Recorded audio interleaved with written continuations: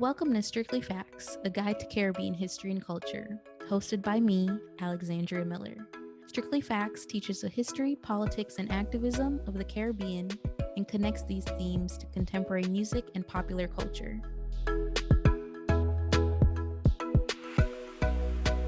Hello, Wagwan, everyone. Welcome back to Strictly Facts, a guide to Caribbean history and culture, where, as always, we are talking about all the stories that have shaped who we are throughout Caribbean history.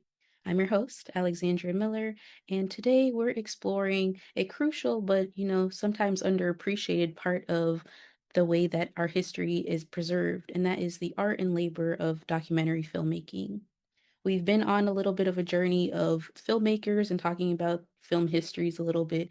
And so I definitely wanted to extend this discussion a little bit further. And so, in my view, really, documentaries do more than just record the past, they give voice to the overlooked. They stitch together the fragments of memory and challenge us to see ourselves more clearly. Behind every powerful documentary is a filmmaker who must not only research and uncover hidden narratives, but also craft them with care, creativity, and a fierce commitment to the truth. Their work requires not just technical skill, but also ingenuity to navigate obstacles from limited funding to difficult interviews. I'm sure we'll get a little bit into that today, and a deep respect for the communities whose stories they are entrusted to tell. Today, we are joined by Richard Vaughn, an award-winning documentary filmmaker whose works have illuminated tremendous parts of our history, particularly from the 20th century. And so we'll be talking about Richard's works today, some of the challenges and rewards really of filmmaking and of documenting the region and our stories moving forward. And so, Richard, thank you so much for joining us for this episode of Strictly Facts. Why don't you kick us off with telling our listeners a little bit more about you, what inspired your love of filmmaking, and of course, give a shout out to where in the Caribbean you call home. Okay, thank you so much, Alexandra, for having me on. So I'm Richard Vaughn. I'm originally from New York. My family is Jamaican. My mother and father are Jamaican. My grandparents, the whole way back generations down in Jamaica. Well, what got me started in documentary filmmaking was it was in 2005. That's when I had moved from New York to California. I just was looking around for films. I'm like, where are all the films on like Michael Manley? Where are these films? Where can I find them? So there were none. I said maybe I should make one. And then I said, nah, I can't do that. And one of my friends had told me at the time, he goes, why not? And I said, I don't have the time. I don't know how to make a film, man. Are you crazy? So fast forward to 2010, I had met someone who was actually in college at the time. She was actually a master's degree student, and she was at a community college just taking a filmmaking course. I saw a book that they had in the class, and it was called like Shut Up and Shoot, a documentary filmmaker's guide.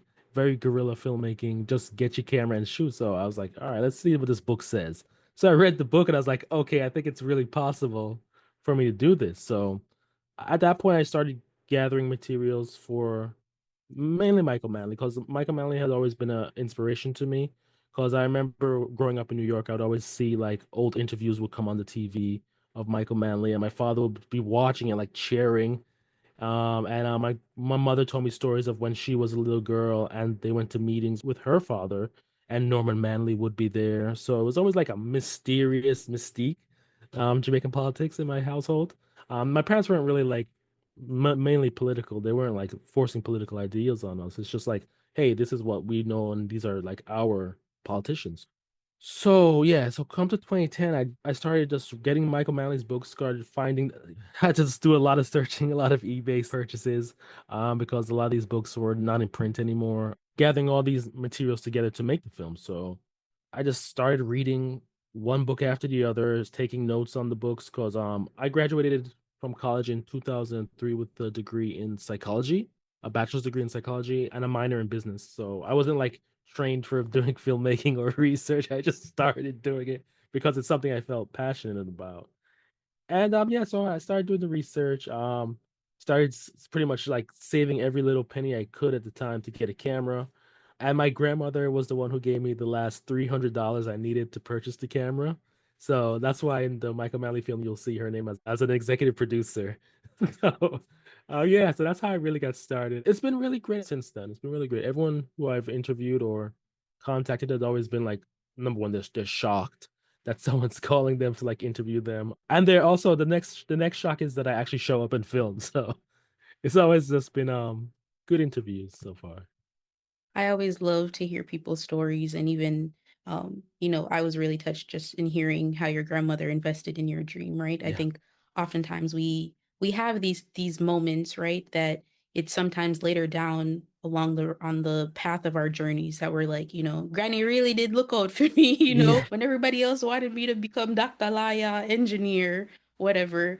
There are just of course the ways that our people show up for us. And so really moved by your story and of course really grateful to have you on the podcast.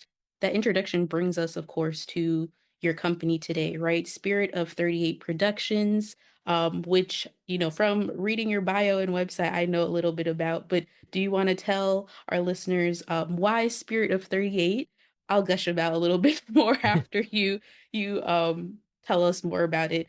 And just sort of the intentional focus of creating this company really to support Caribbean filmmaking and your exploration of Caribbean documentaries.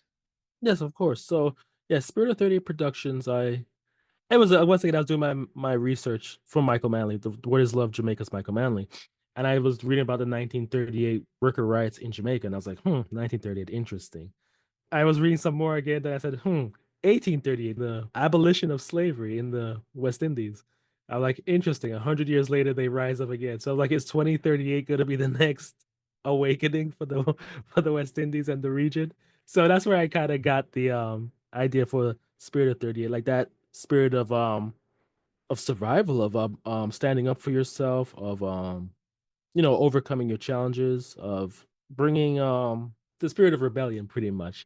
When I was reading it, as I was sort of alluding to a little bit earlier, I said, yes, it's true. It's just, it clicked for me too. So I definitely also want us to sort of sit with and unpack what you had mentioned earlier, a little bit of just about the lack of access to documentaries and stuff, films on the region that you sort of had noticed in the early 2000s. I mean, of course, you can talk generally just about the fact that there were very few films. But what sort of gaps did you see present in documentaries of the Caribbean that you hope to sort of answer, not just within these three films that we're going to be spotlighting in a moment, but just overall through Spirit of 38 Productions? Just really to get the information out there, because a lot of the research materials or the news broadcasts were pretty one-sided. They didn't tell the full story from the side of say Michael Manley's side or Cheddi Jagan or the Grenada Revolution as a whole. For example, for Grenada, I saw a lot of stuff from that came from the Reagan library. So I was like, okay, this is gonna be heavily, you know, tilted one direction and not give the full picture. So and a lot of books are usually they just focus on like one side of the story. They don't really branch out further than what their subject is. I want to create films that were, right down the middle as possible, and I let the people who I interview tell the story, and then I go through and fact check all that to make sure it's at least accurate to what's in the historical record that I can get my hands on. So that's really the gaps. There's a lot of films that are just most of them are not even to the left; they're mostly to the right. And I just wanted to like bridge that gap where here's a film that's like right in the center, it tells a full story. You as the audience can make your decision on it. Yeah. And I think, timing, I think, is interesting. Just because I think there's definitely a wealth of some more of these sort of materials a little bit available now, right? But I'm sure, for the previous generation, these access to even some of the radio broadcasts or the TV broadcast as you were mentioning, right? The ways that technology has definitely shifted more recently as opposed to even our parents generations and things to that nature. That access I think is really critical and one that we definitely benefit more from now as well, but also it requires us to sort of go back and know about these things, right? For you it was your parents sort of shepherding and telling you about Manley, et cetera, right? Whereas if you didn't sort of have that, you might not necessarily know where to look. And so I want us to sit with this moment and sort of talk about this trilogy of films that I found really tremendous. So the documentaries are Firstly, The World is Love, Jamaica's Michael Manley. Next one, 4 Years of Love, The Grenada Revolution. And the final one, The Price of Love, Cheddi Jagan. And so for you, what was sort of the, impetus for you wanting to create these three in particular? You've talked a little bit about Manly, but of course, just sort of envisioning this overall trilogy. What was the intention behind putting these three political leaders, situations, and politics within the Caribbean, especially because these are all latter 20th century movements? Yeah, first of all, it kind of came together once again during the research for The Word is Love. I was just, reading a lot of books on Michael, his text, and one biography that I was able to get my hands on. And so throughout reading about it, I saw pictures of like Maurice Bishop. I think it was a picture taken at the 1 year anniversary of the Grenada Revolution, actually. And so Maurice Bishop and Michael Mann with this. So I was like, Maurice Bishop. I've always been interested in him because I had a friend who was Grenadian and he told me about Maurice Bishop once or twice when we were in high school. And so I was like, maybe one day I can make another film on him, but not today. We're focused on Michael Manley today. And so when I got to the end of reading a biography, a book on Michael Manley, it mentioned that Cheddi Jagan had died on the same day as Michael Manley. So I was like, I know that name. So I went and looked up Cheddi. I'm like, okay, this is very interesting. I said maybe I could do him as a third film, but who knows if I'll ever get to that. This is back in 2010 when I started the filming. So I was like, maybe one day I'll get all of them, and they can be it can be like a trilogy of films I had in my head. And so it's when I came up with the title for the film. I was editing the film, and Michael Manley in one of the speeches within the film said, is this is a love movement. We're not hating anyone. I don't hate no businessman. This is a love movement. The word is love. So I was like, oh, that's it. That's the perfect title for this film. The word is love. Jamaica's Michael Manley.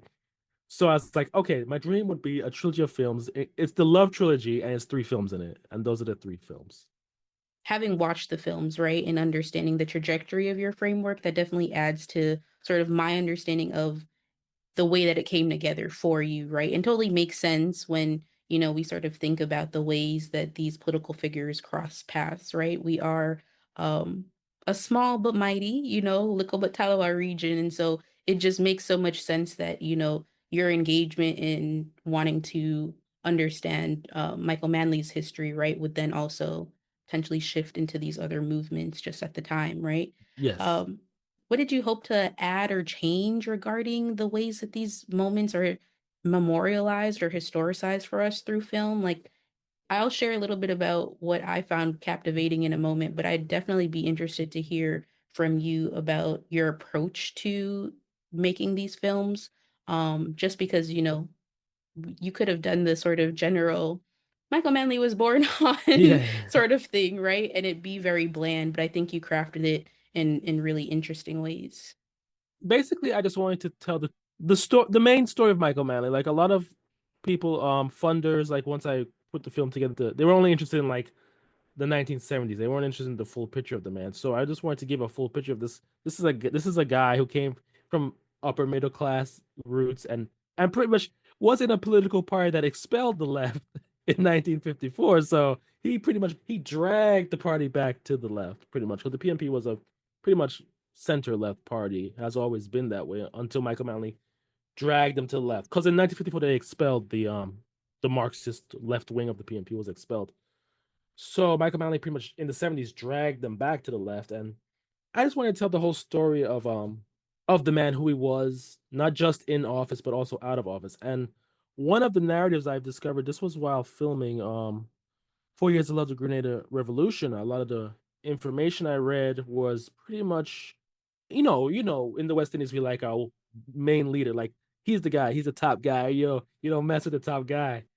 Around the Grenada Revolution, there was this narrative of Cord versus Bishop. Cord ordering the assassination of Bishop.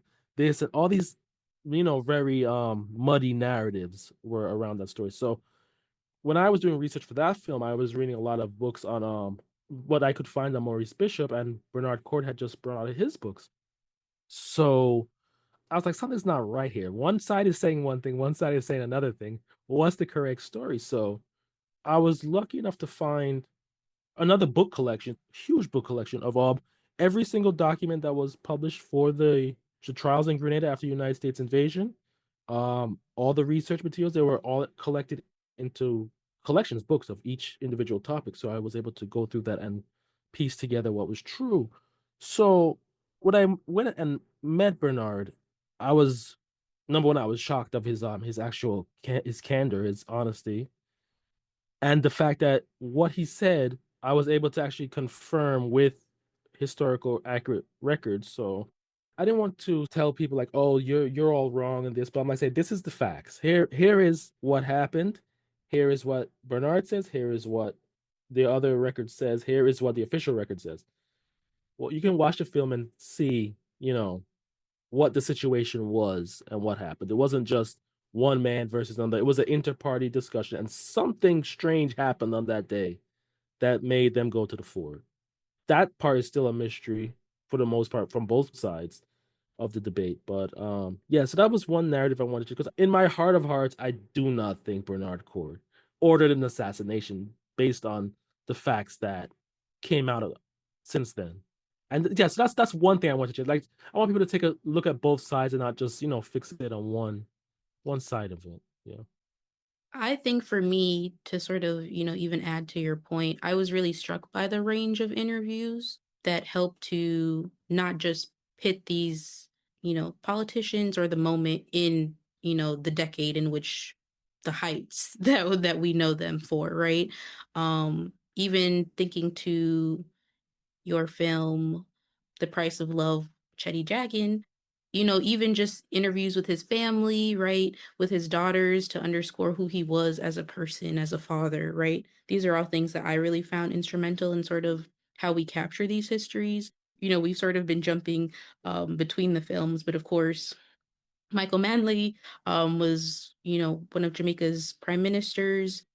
The Grenada Revolution walks obviously through the Grenada Revolution. And then Cheddi Jagan is the first elected chief minister of what was then British Guyana, but become eventually goes on to also become premier and then later president of Guyana in the 90s. And so you've walked for us mastering and the extent of research, right? Hmm. But in terms of sort of your interview collection, what was that process like? Oh, that stuff was always the fun part. It's finding people because not everyone is on Facebook, not everyone's on LinkedIn. It's really hard to find people. So, for example, a lot of it comes from word of mouth as well. When I do the film, some participants say, "Hey, this guy's doing a film. You should really go talk to him." Like for example, when I started the Michael Manley film, I could not find any contact information for Rachel Manley. So what I did was I had her books. I'm like, let me contact her publisher, tell them what I'm looking for and what I'm doing, and maybe they can help me out. So they actually passed on my email to Rachel, and she got in touch with me. And then when I showed up that day in Toronto to interview her, she was shocked that I showed up, and we had a great interview. And she had invited Shirley Goldenberg, whose husband was involved with the negotiations during the sugar strike in Jamaica. And so she invited her to the interview session. So I was able to interview her. She asked another couple people she knew around the Toronto area who were involved with Michael Manley, Philip Maskell, and a couple others. And so she reached out to them to like get me in contact with them so I can interview them as well. So that's what happens a lot of the time. For example, same with Cheddi Jagan, the Cheddi Jagan Research Center in Guyana. I contacted them because I was having trouble finding anyone for this film. And I contacted them, and so it was actually Nadira who answered the email. I didn't think it would be her. And so she got me in contact with everyone in that film. They had set up the center in Georgetown for that week that I was there filming. They had set it up so I could actually go and film into interviews there, which was a huge help because normally I'm like running around from place to place. Like especially in Jamaica, my cousin Jerry, shout out to Jerry. He's also listed as an executive producer on the Michael Manley film because he drove me to every location when I was in Jamaica, because he lives in out near Falmouth, Lilliput, Montego Bay area, like that, just on the border, the two parishes. So we would be driving to Kingston, doing interviews this day, driving to up into St. Anne. We had to do interview Arnold Bertram, and we got lost going up in them hills. We didn't know where we were going. It was so funny. So yeah, that was the challenge. The challenge is actually getting to the location sometimes to film people.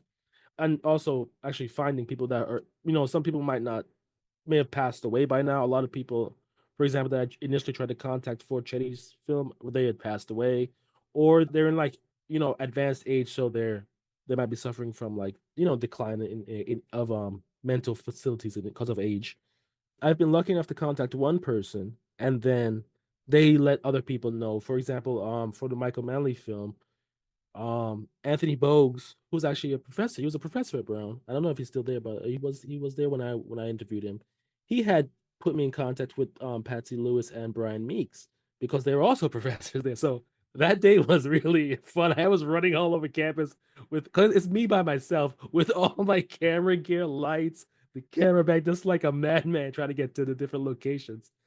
So that's usually the challenges is being a one man film crew. I schedule the interviews, I film the interviews, I edit the films, I put the films out. I'm like the whole thing is pretty much like my drive and passion for sharing this history with people, with the world. Definitely. I think for, particularly talking about Manley, Bishop, and Jagan, if we want to put them together, right, we can draw certain similarities, whether that be their, political ideals as sort of like Marxist and socialist and things.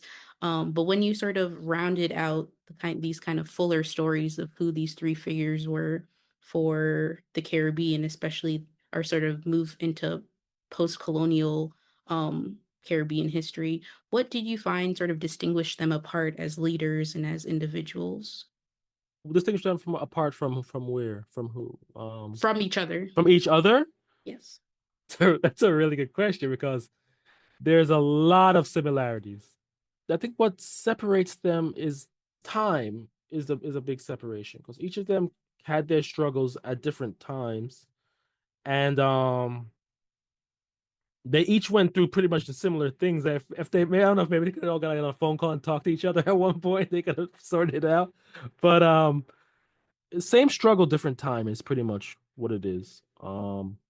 Differences of approach would also be well, the obviously the Grenada Revolution was a revolution. They just, Eric Gary left. They were like, yeah, all right, we are now in control. We're taking over. This is our revolution. That's a big difference. The Grenada Revolution came to power obviously through revolutionary means. Cheddi Jagan and Michael Manley both came to power through electoral processes.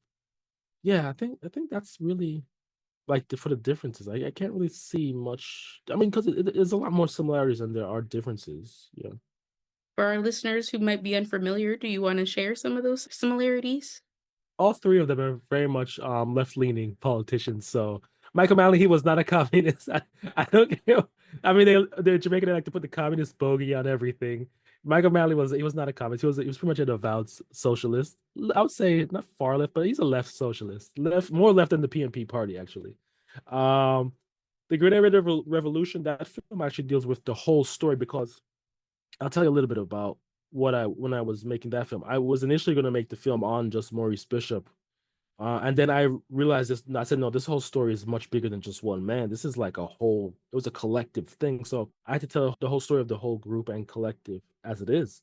So that's a group of people. Who came to power through revolutionary means, and Cheddi Jagan was elected. Cheddi Jagan was a Marxist, proud Marxist, never wavering in that to the very end. But of course, he saw, it's not dogmatic. He saw that he had to adapt Marxist principles to Guyana's situation, and that's how he was able to, you know, still maintain. I don't think the party itself is a Marxist party; it's a left party. But Cheddi Jagan himself, I know, is a Marxist. Yeah, they may have Marxist-Leninist identity, but I don't think most of the party members were that far as Cheddi was himself. Yeah. So that's really the similarity between them. They're both left-leaning politicians. All together, they represent our drive and desire for self-determination, getting getting their nations out of colonial dependence and actually, you know, approaching the world and working with the world on their terms and not someone else's terms for the betterment of the people actually who live there, not just, companies that come in and use the resources. Certainly. The other piece that I found interesting in terms of just the ways that some of these stories are told is the music that's chosen and all of these other sort of additional features that sort of help to round out the time period, right? And so I'm always interested in hearing from people, what are those sort of ways that these histories show up in popular culture that you found intriguing, right? Be that a song, be that, you also mentioned some of the books, the autobiographies, etc. So what are those things that are sort of stand out for you, for listeners who, after they definitely go and check out these films, would like to sort of do some further research? Yeah, I mean, especially reggae music of the 70s, that's heavily influenced by the political climate of the time. And there's some artists out there like Max Romeo. Because in Jamaica they had the whole bandwagons came along with the politicians as they traveled through the country, spreading the message, trying to get people out to vote. And so artists like Bob Marley, Peter Tosh, the Wailers, Bunny Wailer. Maybe not Bunny. Bunny was pretty much opposed to it, dealing with any of that. But definitely Peter Tosh and Bob Marley were known as early supporters of Michael Manley at that time. I won't say the PNP, but I say Michael Manley's vision for Jamaica at that time. So definitely their music is definitely very heavily influenced by the political climate of the time. For Grenada, I would say there's not much that I was able to find in pop culture that alluded to that. It was very, very hard to find information that's not skewed to the right. It's very obvious that it's very conservative literature or like news clips or things like that that were put out by like US news stations at that time were very heavily skewed to some false narrative. And for Cheddi, there is an upcoming biography coming out on Cheddi Jagan. They're working on that right now. They released a lot. There's a film on Janet Jagan that's actually really good. It's called Thunder in Guyana. It's about the story of Janet Jagan, which was Cheddi Jagan's wife, and you can learn about her side of the story more from that film. And of course learn from Cheddi's side from my film. But yeah, if you want to learn more, you can watch Thunder in Guyana to get Janet's side of the story as well. I love filmmaking and I love, unpacking, as we've done in our conversation today, the impetus, the journey of creating a film, right? And I think sometimes we think of it as being a very onerous process, or that it has to be on some big event or whatever, right? When, we can make documentaries on our own families or, our grandparents' stories, etc., right? And so what advice would you have for our listeners who are maybe interested in pursuing sort of, whether it's similar sorts of documentary work or, whether that be on major movements and figures or even just on their own familial and personal stories? Well, I think the number one thing to do is to actually just start. Just do it. Like no matter what it takes. I mean, the money is a lot. It does take a lot. For example, when I started out, I don't have much more money at this moment in my life. But when I started out, I had less. But I would starve. Not like starve, like oh, I'm gonna pass out and not. I would just cut back on food, so I'd eat very basic stuff, save as much money as I can, just to get the process going, because just to keep the drive going, just to keep the passion going. If you really feel it's something you want to bring out to the world, just go with it. People will appreciate it in the end. Yeah. So, but the thing is just to start. That's the hardest part, is just to start. But once you do, just don't stop. Just keep going until you can make it happen, you know? Certainly. I mean, I agree. It's one of those things that, it just you sort of have to just jump in and try. But I cannot recommend enough. I think this trilogy of films are so deeply ingrained into. I just cannot commend you enough for the, I think, tremendous work that you've done, right? Um, you definitely get unpackings of these movements or political figures in really integral ways. And I, of course, will be sure to link them on our website and also in the show notes for our listeners who want to check them out. And so again, the films are The World is Love, Jamaica's Michael Manley, 4 Years of Love, The Grenada Revolution, and The Price of Love, Cheddi Jagan. So Richard, thank you so much for, being a part of the Strictly Facts, as we've been talking about films and filmmaking. And again, for our listeners, check out these trilogy of films because I think they're just beautifully done, and readily accessible for us. There's no giant hurdles and things for you to check out, they will be linked on our website and in our show notes. So till next time, little more. Thanks for tuning in to Strictly Facts. Visit strictlyfactspodcast.com for more information from each episode.